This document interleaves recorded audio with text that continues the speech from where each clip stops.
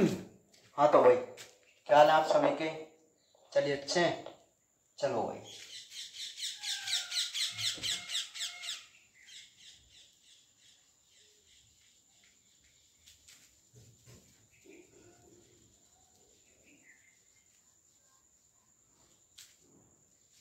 तो आज जो हम बात करने वाले हैं वो अपने वनस्पति विज्ञान से जुड़े एक बहुत महत्वपूर्ण क्रिया के बारे में बात करने वाले हैं। ठीक है, तो जैसा कि आपको पता है कि हम पॉलिनेशन यानी कि परागण के बारे में एक वीडियो बना चुके हैं, और जिन बच्चों ने नहीं देखी है तो वो प्लेलिस्ट में जाकर प्रीवियस वीडियो को देख सकते हैं पॉलिनेशन के नाम से। ठीक है भाई? हाँ, तो आज हम उसी का एक टॉपिक करने वाले हैं जिसे हम बोलते हैं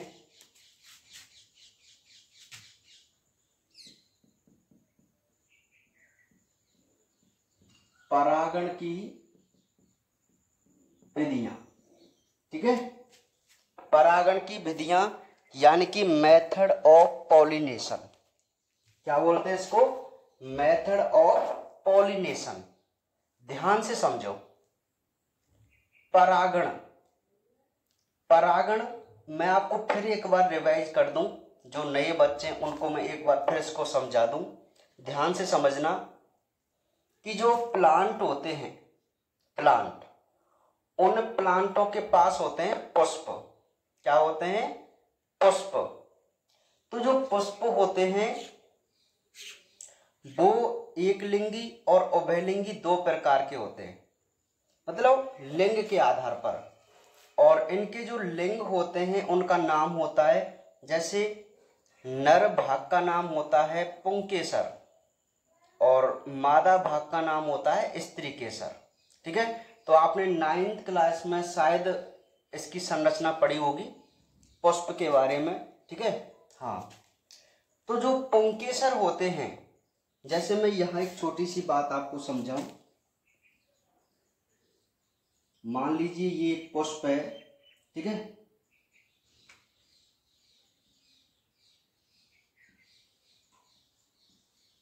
ना?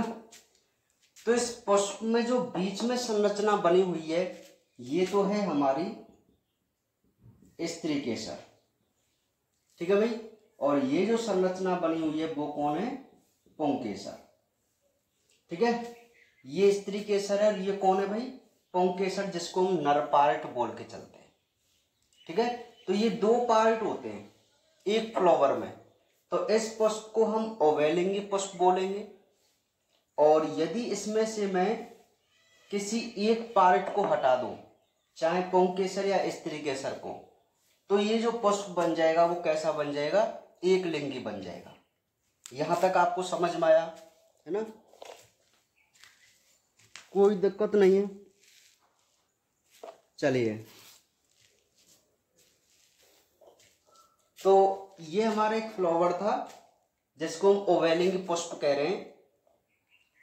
तो इसका जो पुंकेसर वाला भाग होता है, इस पुंकेसर में इसके नर युग्मक बनते हैं, और उन नर युग्मकों का नाम होता है परागकण। क्या नाम होता है? परागकण। और ये होता है पुष्प का मादा भाग। और इस मादा भाग के, जिसको हम स्त्रीकेसर बोलते हैं, उसके 3 भाग होते हैं। ऊपर वाला जो भाग है वो है वर्तिकाग्र, एक नलिका वाला भाग है जिसको बोलते हैं वर्तिका, और एक गोल भाग है नीचे वाला जिसको बोलते हैं अंडाशय। ठीक है, तो ये मादा भाग होते हैं स्त्रीकेसर के 3। तो हमारा परागकण जो कि नर पार्ट है, जिसको हम नर युग्मक बोलते हैं, मेल गैमेट बोलते हैं, उसे फीमेल गैमेट के पास पहुंचना होता है फर्टिलाइजेशन के लिए, निषेचन के लिए। और जो फीमेल गैमेट होता है ना, वो यहां प्रेजेंट होता है अंडाशय के अंदर। ठीक है, तो हमारा जो परागकण है उसे यहां से निकलकर पुंकेसर से कहां तक पहुंचना होता है? इस वर्तिकाग्र तक। तो एक सिंपल सी डेफिनेशन बन जाती है, मैं आपको बता दूं कि पराग कणों का पुष्प की वर्तिकाग्र तक पहुंचना, ये वर्तिकाग्र है ना स्त्रीकेसर का सबसे पहला भाग। तो एक सिंपल सी डेफिनेशन बनती है परागण की कि पराग कणों का पुष्प की वर्तिकाग्र तक पहुंचना ही क्या कहलाता है, परागण कहलाता है। समझ में आ गई बात। तो ये था परागण। अब हम ये देखने की कोशिश करते हैं कि आखिर ये जो परागकण हैं इस पुष्प की वर्तिकाग्र तक किन किन विधियों द्वारा पहुंच सकते हैं, उन्हीं को हम क्या बोलेंगे, मेथड ऑफ पॉलिनेशन। सिंपल सी बात हो गई, ठीक है। तो ध्यान से आप समझो, इसकी निम्न विधियां हैं। सबसे पहली है वायु परागण, दूसरी है जल परागण, थर्ड है कीट परागण, ठीक है, चौथी है पक्षी परागण, और पांचवा है चमगादड़ परागण। देखिए, अब हम जो मेथड ऑफ पॉलिनेशन की बात कर रहे हैं, यानी कि परागण की विधि के बारे में यदि हम बात कर रहे हैं, तो मैं आपको सिंपली बता दूं, ये टॉपिक ये कहना चाह रहा है कि भाई डिफरेंट प्लांटों के विभिन्न प्रकार के पादपों के मध्य जो परागण की क्रिया होती है, अर्थात परागकण वर्तिकाग्र तक पहुंचते हैं, तो वो इन 5 विधियों के द्वारा पहुंच सकते हैं। अब वो कौन कौन सी, वो कहता है कि एक तो हवा के माध्यम से परागकण पुष्प की वर्तिकाग्र पर पहुंच सकते हैं। बताओ पहुंच सकते नहीं पहुंच सकते, पहुंच सकते हैं ना। जल के माध्यम से, जो जलीय पौधे होते हैं उनमें ऐसा ही होगा, जल के माध्यम से होगा। कीटों के माध्यम से, आपने सुना भी होगा, जैसे मधुमक्खी वगैरह ये परागण में सहायता करती हैं, मधुमक्खी पालन में आपने पढ़ा होगा। पक्षी परागण, पक्षी भी आपने देखे होंगे, ये पुष्पों पर बैठते हैं और एक पुष्प से दूसरे पुष्प पर जाते हैं, तो इनके शरीर से क्या है, परागकण चिपक जाते हैं, और जैसे ये दूसरे पुष्प पर जाते हैं वो परागकण उस पुष्प की वर्तिकाग्र पर गिर जाते हैं, तो हो गया ना परागण। चमगादड़, चमगादड़ एक पक्षी नहीं है, यह एक स्तनधारी है, हमारे वर्ग में आता है। हम जंतु जगत के जिस वर्ग से संबंधित हैं हमको बोला जाता है स्तनधारी वर्ग, तो हमारे वर्ग के अंतर्गत ये आते हैं, अर्थात ये भी अपने बच्चों को स्तनपान कराते हैं, ठीक है। चमगादड़, तो चमगादड़ पक्षी नहीं है, कहीं आप इसको पक्षी समझे। तो मैं आपको बता दूं कि जो प्लांटों में परागण होता है वो 5 विधियों से होता है। अब कैसे कैसे होता है वो हम समझने की कोशिश करते हैं, ठीक है। तो सबसे पहला है भाई वायु परागण, जिसको इंग्लिश में एनिमोफिली कहा जाता है। क्या कहा जाता है, एनिमोफिली। तो इसमें सिंपली क्या लिखना है, जब परागण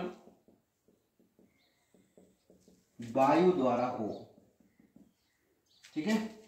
नेक्स्ट, वायु द्वारा परागित पुष्प के परागकण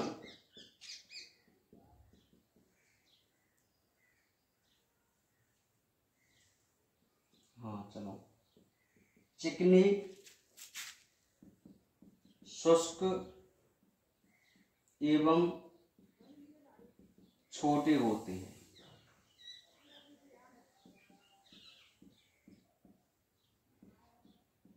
इनकी वर्तिकाग्र भी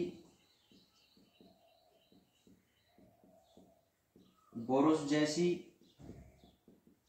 या रोमिल होती है।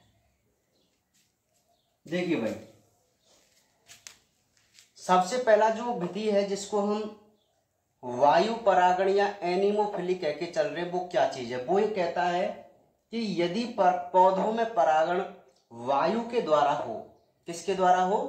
वायु के द्वारा हो, तो हम इसे वायु परागण कहते हैं। अब ये जो मैंने 2 लाइन लिखाई है ये बहुत इंपॉर्टेंट है, जो हमारे एग्जाम में पूछी जाती है। क्या? कि वायु द्वारा जिन पौधों में परागण होता है उनके परागकण की क्या विशेषता होती है, अर्थात उन पौधों के परागकण कैसे होने चाहिए जिनमें एनिमोफिली होता है। तो वो कहता है कि भाई जिन पौधों के परागकण चिकने हो, जो आसानी से चिपक जाए, शुष्क हो अर्थात उनमें वजन नहीं होना चाहिए, और आकार में कैसे हो? छोटे। तो आप बताइए, क्या ये हवा में उड़ने के लिए अनुकूलता नहीं है? अनुकूलता ही तो है इन परागकणों की, जिससे ये आसानी से हवा में उड़ जाएं। अगर किन्हीं पौधों के परागकण बहुत वजनदार हैं तो वो तो अनुकूलता नहीं है भाई, क्योंकि वो उड़ नहीं पाएंगे। ठीक है, तो वो ये सेकंड पॉइंट में ये कहता है कि जिन प्लांटों में वायु परागण होता है उनके परागकण इस प्रकार के होते हैं, और यही क्वेश्चन हमसे पूछ लिया जाता है। ठीक है, इसी प्रकार वो कहता है, चलो ये तो परागकण की विशेषता हुई। अब जिन पौधों में वायु परागण होता है उनकी वर्तिकाग्र में भी विशेषता होनी चाहिए, जिससे वो इन उड़ते हुए परागकणों को ग्रहण कर ले। तो वो कहते हैं कि इन पौधों की वर्तिकाग्र भी ब्रुश जैसी होती है या रूमिल होती है। जैसे घास आपने सुनी होगी, घास, दूब घास, तो इस घास में जो परागण होता है वो वायु के द्वारा ही होता है। ठीक है, तो ये तो था हमारा वायु परागण। यहां हमें ये 2 क्वेश्चन याद रखने थे। ठीक है, दूसरा है जल परागण, जिसको हम हाइड्रोफिली कहते हैं। क्या कहते हैं? हाइड्रोफिली। तो यही सिंपल सी बात है कि जब परागण जल के द्वारा हो, ठीक है, ये 2 प्रकार का होता है। सबसे पहला है अधोजल, तो इसमें है जब परागण जल के भीतर हो। दूसरा है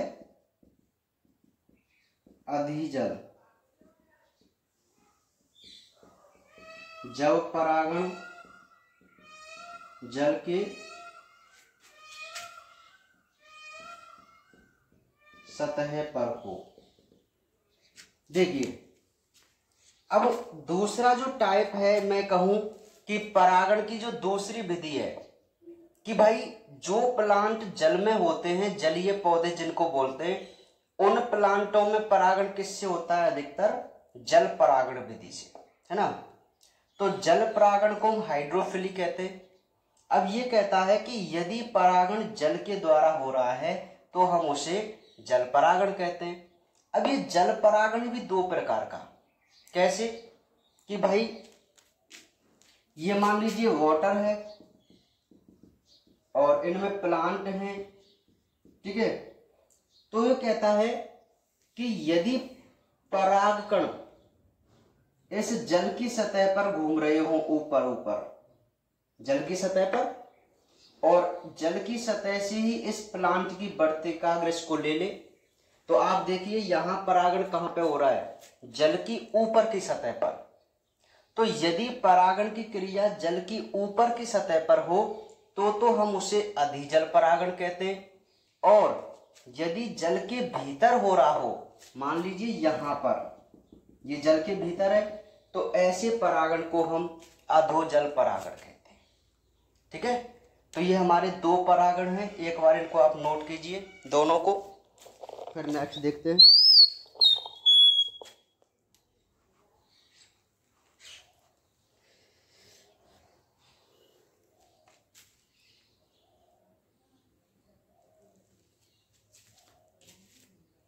यहाँ तक बात समझ में आ गई?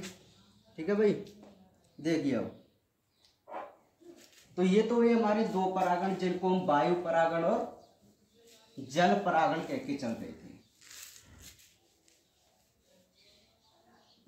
अब तीसरा है कीट परागण, जिसको हम एंटेमोफिली कहते हैं। क्या कहते हैं? एंटोमोफिली। तो सिंपली है, जब परागण कीटों द्वारा हो तो 80% होता है कीट द्वारा परागण। ठीक है, तो इन पौधों के पुष्प चमकदार मकरंद युक्त होते हैं। चौथा है पक्षी परागण। तो देखिए, जब परागण पक्षी द्वारा हो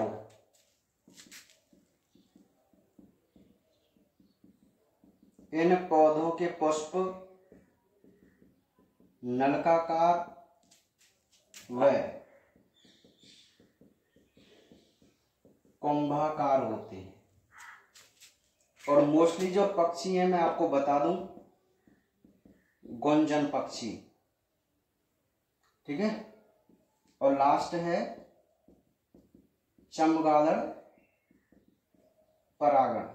तो सिंपल बात है, जिन पौधों के पुष्प रात में खिलते हैं उनमें चमगादड़ परागण होता है। इसके एग्जाम्पल हमें जरूर लिखने हैं। कदम। देखिए अब ध्यान से समझो कि भाई वायु के द्वारा परागण हो गया, जल के माध्यम से भी परागण हो गया। अब हम देखते हैं कीट परागण, और कीट परागण को हम एंटोमोफिली कहते हैं। तो सिंपल सी बात है, यदि प्लांटों में परागण की क्रिया कीटों के माध्यम से हो रही है तो हम उसे एंटोमोफिली कहते हैं, कीट परागण कहते हैं। तो 100% परागण की क्रिया में से 80% जो परागण होता है वो कीटों के माध्यम से होता है। और इन कीटों में जो मुख्य रूप से हमारी मधुमक्खी है, बीटल, भंवरे वगैरह हैं, ये सहायता करते हैं कीट परागण में। मतलब आपने भी देखा होगा कीट, भंवरे वगैरह जो उड़ते रहते हैं वो ज्यादा परागण क्रिया करते हैं। अब वो कहता है कि जिन पौधों में कीट परागण होता है उनके पुष्प की क्या विशेषता होती है। तो ये कहता है कि उन पौधों के पुष्प चमकदार, आकर्षक और मकरंद युक्त होने चाहिए। भाई कीट क्या लेने आते हैं? मकरंद, जिससे अपना भोजन प्राप्त करते हैं। तो जिन पुष्पों में मकरंद नहीं होगा, क्या कीट वहां आएंगे? क्या नहीं, है ना। तो ये अनुकूलता है ना पुष्प की कीट परागण के लिए, कि उनके पुष्प चमकदार और मकरंद युक्त होने चाहिए।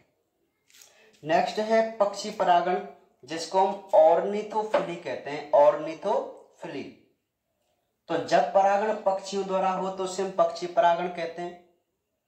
अब पक्षियों के लिए नलकाकार पुष्प बहुत आवश्यक होते हैं। जैसे आपने नलकाकार कनेर का जो पौधा होता है, गुड़हल का जो पौधा होता है, उसके पुष्प आप देखना वो नली नुमा होते हैं, है ना।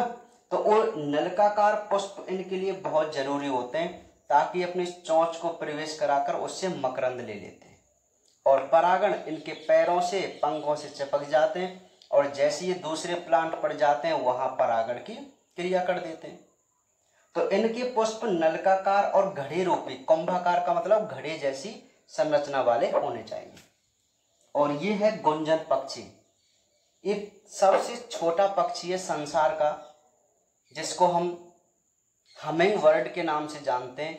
और एकमात्र ऐसा पक्षी है जो अपनी गर्दन को चारों ओर घुमा सकता है और पीछे देख कर भी उड़ सकता है। बहुत इंपॉर्टेंट है ये हमिंग बर्ड। संसार का सबसे छोटा पक्षी है, गुंजन पक्षी, और इसमें ये विशेषता होती है कि ये अपनी गर्दन को पीछे करके भी आगे की तरफ उड़ सकता है। ठीक है। हाँ, नेक्स्ट है चमगादड़ परागण, जिसको क्लेट्रोफिली कहते हैं। देखिए, ये जो एग्जाम्पल थे वो उनके थे जिनके पुष्प दिन में खिलते थे, लेकिन कुछ पौधों के पुष्प रात में खिलते हैं। तो उनमें परागण किस द्वारा हो, तो हमारे पास एक चमगादड़ है जो निशाचर प्राणी है ना। तो जिन पौधों के पुष्प रात में खिलते हैं उनमें चमगादड़ के द्वारा परागण होता है। उसका एग्जाम्पल है कदम्ब का पौधा। कदम्ब का पौधा आपने देखा होगा। तो उस पौधे में जो पुष्प हैं वो रात में खिलते हैं, तो मोस्टली चमगादड़ के द्वारा वह क्या होता है, परागण होता है। ठीक है। तो भाई हमारी ये परागण की जो विधि है वो कितनी है, टोटल 5 विधि हैं। वायु के द्वारा, जल के द्वारा, कीट के द्वारा, पक्षियों के द्वारा और चमगादड़ के द्वारा। ठीक है। तो ये बहुत ही इंपॉर्टेंट टॉपिक था अपनी नॉलेज के लिए। यहाँ से नीट में और वहाँ क्वेश्चन पूछते रहते हैं, है ना। तो आज हम इतनी ही बात करेंगे और बाकी कल मिलते हैं फिर एक और इंटरेस्टिंग टॉपिक के साथ। ठीक है, नोट कर लो इनको भी।